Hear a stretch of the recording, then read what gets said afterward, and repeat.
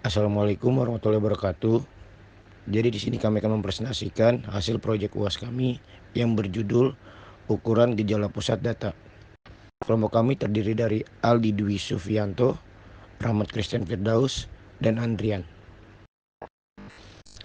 Latar belakang ukuran gejala pusat sentral tendensi adalah ukuran statistik yang menyatakan bahwa satu skor yang dapat mewakili keseluruhan distribusi skor atau penilaian yang sedang diteliti.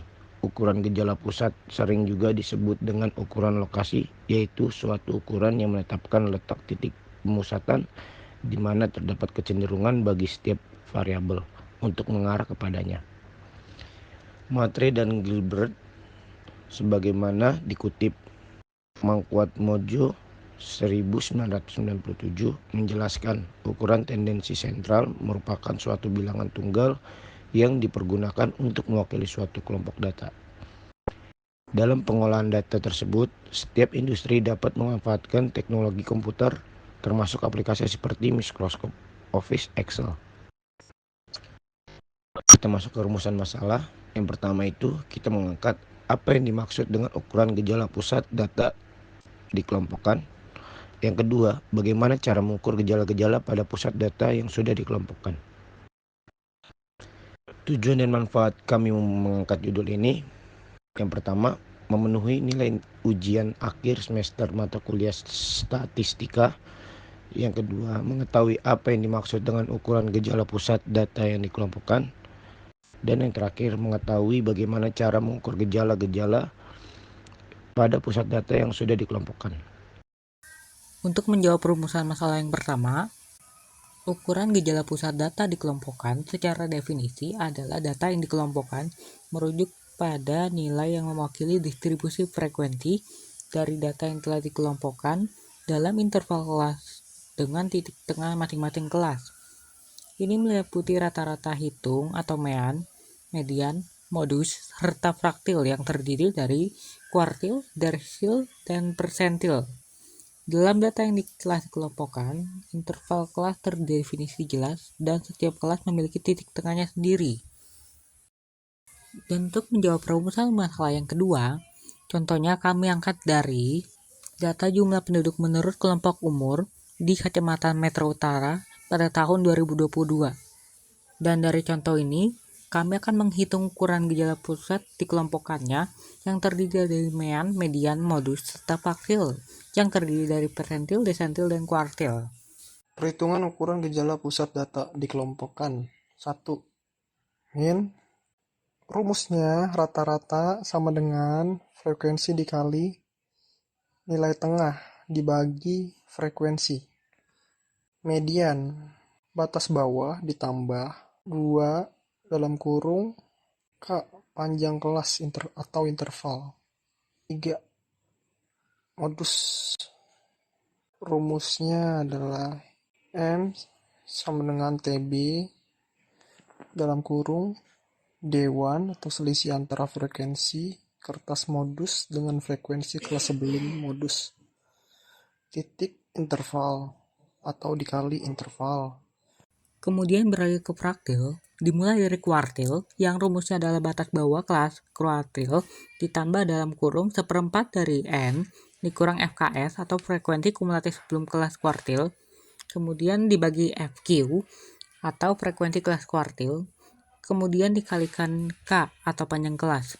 Diambil dari contoh tabel di atas, maka jadinya adalah untuk kuartil 1, 14,5 ditambah dalam kurung seperempat dari 33.151 yang merupakan 8.287,75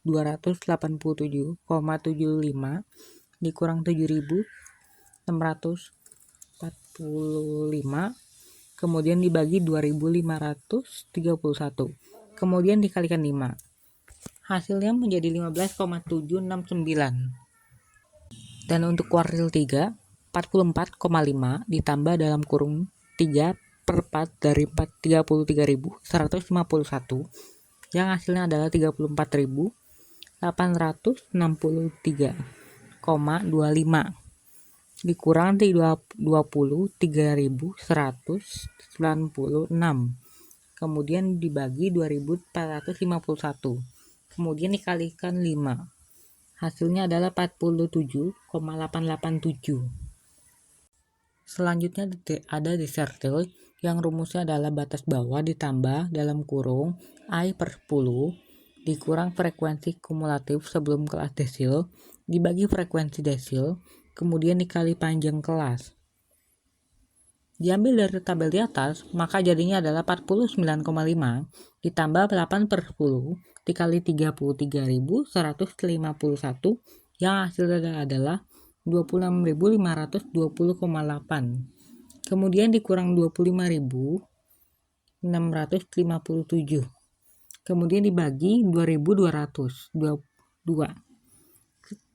Setelah itu dikali 5. Hasil akhirnya adalah 51,461.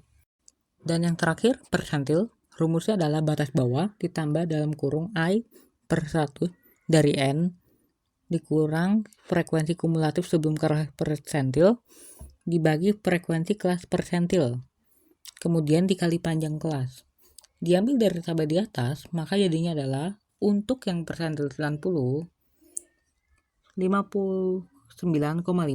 ditambah dalam kurung 90% dari 33.151 yang merupakan 29.835,9. Kemudian dikurangi 29.487, kemudian dibagi 1.376, kemudian dikali 5. Hasil akhirnya adalah 6,958. Dan untuk persentil 10, 4,5 ditambah dalam kurung 10% dari 33.151 yang merupakan 3.315,1 dikurangi 1.951 dibagi 2.774 kemudian dikali 5.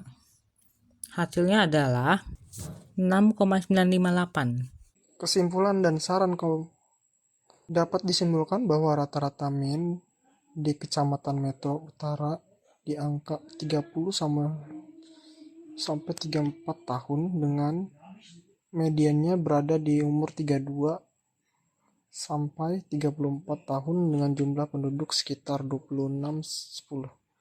Modus penduduk yang muncul berdasarkan umur yaitu adalah usia 10 sampai dengan 14 tahun dengan total 2.920 penduduk.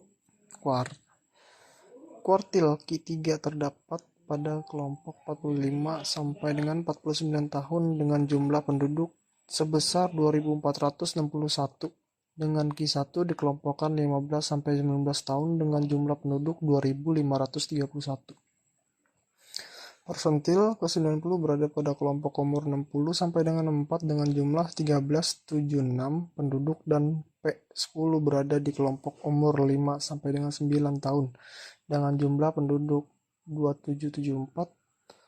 Dan yang terakhir, saran, tujuan perencanaan program pemerintah daerah dapat fokus pada perencanaan pengembangan program layanan publik sesuai dengan kebutuhan individu dalam kelompok usia tersebut. Memenuhi kebutuhan generasi muda, mengingat kelompok umur dengan jumlah penduduk terbesar adalah 10 hingga 14 tahun. Maka penduduk bagi pemerintah untuk memberikan perhatian khusus terhadap pemenuhan kebutuhan pendidikan dan hiburan, dan perlunya mengembangkan potensi generasi muda ini untuk menjamin masa depan yang lebih baik. Pembangunan layanan kesehatan, mengingat kuartil ketiga berada pada kelompok usia 45 sampai dengan 49 tahun, pemerintah daerah harus memperhatikan aspek layanan kesehatan yang dirancang khusus untuk kebutuhan kelompok lansia. Hal ini dapat mencakup program pencegahan penyakit kronis dan kesehatan bagi lansia. Dan yang keempat, perencanaan kebijakan sosial. Persentil ke-90 berada pada kelompok usia 60 sampai 64 tahun. Yang menunjukkan programnya meningkatkan layanan sosial dan kesejahteraan bagi lansia di masyarakat. Program-program seperti fasilitas kesehatan bagi lansia, pemberdayaan ekonomi lansia, dan pelayanan sosial lainnya dapat dikembangkan lebih lanjut.